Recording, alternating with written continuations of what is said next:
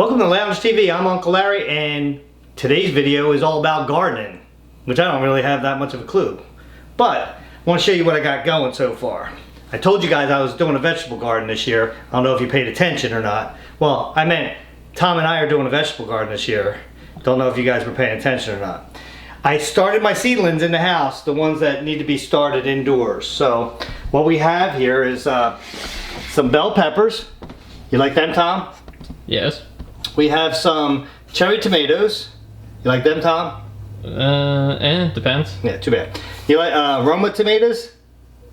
Again, depends. How about watermelon? Watermelon's alright. How about cauliflower? Cauliflower's fine. I got lots of cauliflower because I like that. Onion. I know you like onion. Onion's good. How about basil? I think basil's alright. I can't really like place the flavor of basil in my head. Well, you can freeze that too, so that's good there. And I decided to do another one of onion because I got all these and I was like, what else am I gonna put there? And I'm gonna try celery.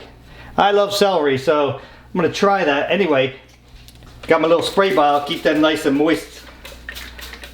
So you don't want to overwater them, but you want to keep the soil moist.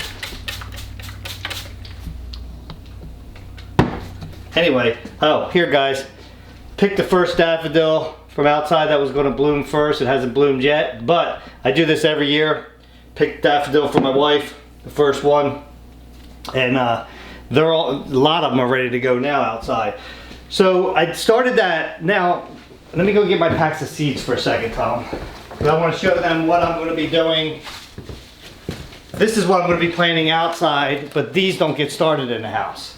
So I'm going to be planting cucumbers. You can tell he's excited about this. Oh yeah, cantaloupe, zucchini. I love zucchini. I'm going to try some carrots, some turnips, because my wife loves to make soups, and two different kinds of radishes. We got the French breakfast kind, and we got the cherry bell. So, but these don't get planted until, you know, let's see, what does it say? I think it's after the first, after the last frost, I think. Somewhere's around then. Something like that. Is there like an annual last frost or something? Like, how do you know? Well, when you think it's going to be, you know? It doesn't have to be exact, but yeah, I mean, days till maturity, like the cucumber, 65 days. So, you know, I'm not exactly sure when I'm going to plant these. I'll do a little bit more research to see when exactly I can plant them. Let me show you guys where I decided where I'm going to put this garden at. Let me grab the keys. Go ahead, Tom, you go out first. I'll lock the door. Alright. Because we don't leave our doors unlocked anymore. Alright. Here you go. Matter of fact, guys, it's like 70-some degrees today here. Even though I have this shirt on underneath, but you know, it's funny because it's like I was pruning the tree earlier and it went right through my shirt. Yeah, he keeps injuring himself. Yeah, that's today's. That was yesterday's. That was the day before. Yeah, I like to mix it up. It's all the same arm though, you notice that? Yeah. So, oh yeah, by the way guys, guess what me and Tom were doing yesterday? And I had Psycho Dad come over and help me cut down the tree, and me and Tom split it all up, but the other tree's gone now. Yep. Yeah.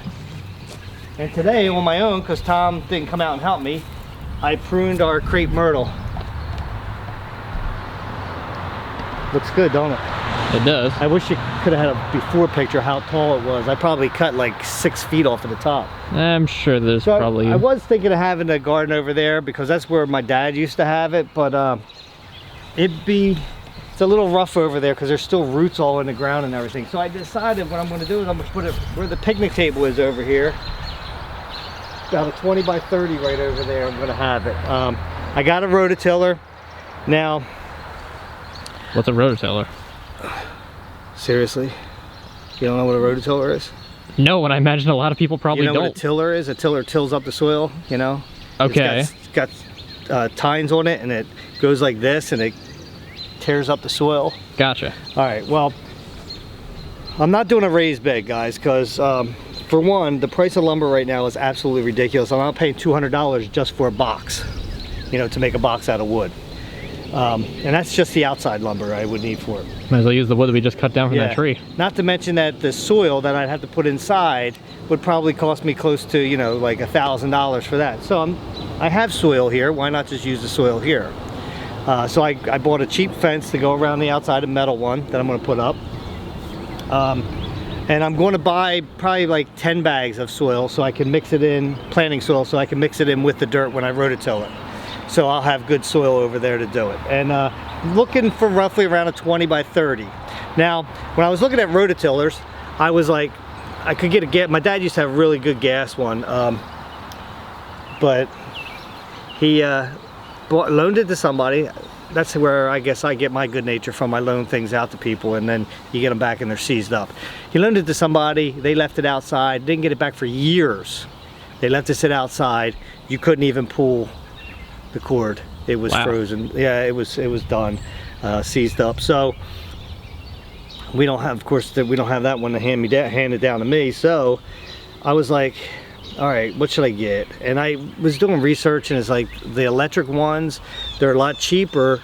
Well, no, actually not all of them, but the ones that are gas that you need that are really heavy duty, they're like $500, $600. I'm not spending that for a garden, you know, that I might never do it again.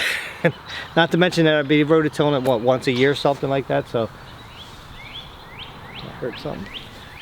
So I decided not to go with the expensive rototiller. So I got an electric one. How good is it going to work?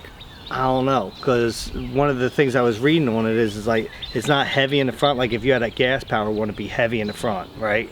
So it would dig into the soil easier. Well, an electric one isn't that heavy, so it's not going to dig in there. But so you gotta like force it?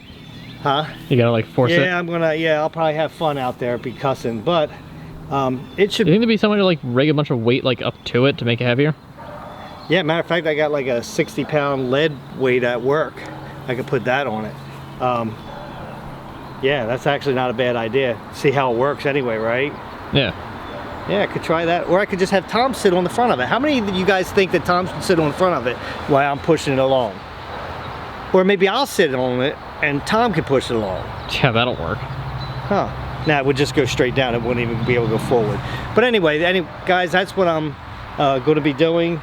I'm going to be starting that fairly soon, as right after I get the soil. 'Cause I'm going to get the ground ready first before I put a fence up, because it'll be easier to get the rototiller out, in and out of it and everything like that. So we gotta have the fence because we're not trying to feed the animals. Well, that's the thing. Groundhogs will wind up digging underneath it. The deer, I only got a 3-foot one. The deer could jump inside it, but because it's going to be such a small area, I don't see them doing that, especially when they got so much other crap around here to eat.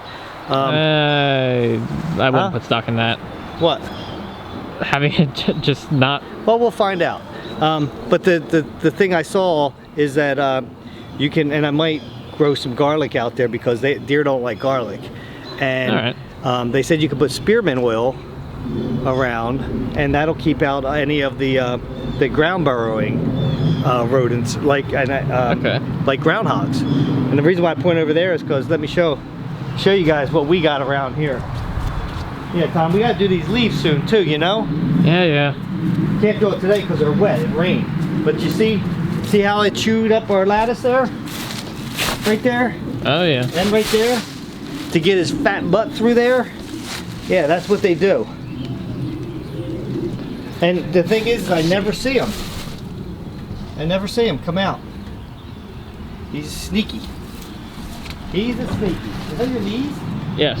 Oh my gosh. Tom's falling apart and he's only 15. I'm 26. Oh, excuse me. You're always 15 in my eyes. I don't know why. That's weird. I know what I wanted to show you guys. I wanted to show you guys our daffodils.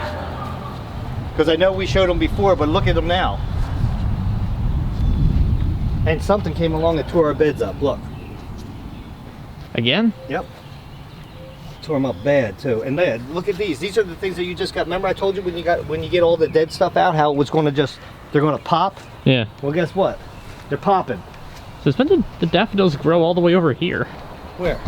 Back like underneath the window. I don't remember them before. Me neither. Matter of fact, them windows need to be clean. Get your butt out here to clean them, will you? Right? And this, I don't even know what this is. It's something. I think those are tulips. And there's something over here. I think those are also I tulips. guess that's a daffodil back there too. Yeah, those are daffodils. Yeah, I don't know how they got back there. Strange. But as you can see, these ones are ready to open. Pretty cool. Yeah, now these things over here, they haven't grown a whole lot, but look at how something dug it all up, Tom. Oh yeah. Dug it up there, dug it up all over here. You think it's still birds, or is it probably something else? I was watching the birds. I was watching the birds just yesterday when they were out here. A lot of robins and stuff. They weren't doing this, so something else is digging this up. And look at it. Look at this. Big old. It's like they're digging there. So it's a digger, whatever it is. Probably a bear. I don't think it's a bear. I think that there'd be other signs that it'd be a bear. How do you know it's not a bear? It's like how small those... I think that a bear would leave a much larger trail of destruction. Look at this. This is trying to plant itself. I hate these things. These little spiky balls, guys, they grow from sweet gums. These things are a pain in the neck if you hit them with your bare feet or if you throw them at somebody. I literally just hit Tom in the eye. And the glasses, luckily. Sorry, Tom. That's why my mom told me. She said, don't throw things at people. You're going to hit somebody's in the eye, put their eye out. Whenever I throw something, it always goes right for their eye. I don't know what it is. Snowball, spiky ball. When I punch people, I punch them in the eye. Leave your mark. That's what my dad told me. Well, guys, so this is our gardening. It'll take this tree probably about 2 more months before it gets any leaves on it because it takes a long time for that. But look at that wood. One of the last ones. Look at, we did a good job yesterday, Tom. We did. The tree's down and split already. Yep. Now there's plenty of room there for Tom to go over there and power wash that fence and paint it. What? Huh? What? What? Huh? All right, guys. Well, gardening with Larry, my little buddies that are growing there, they're not quite up yet.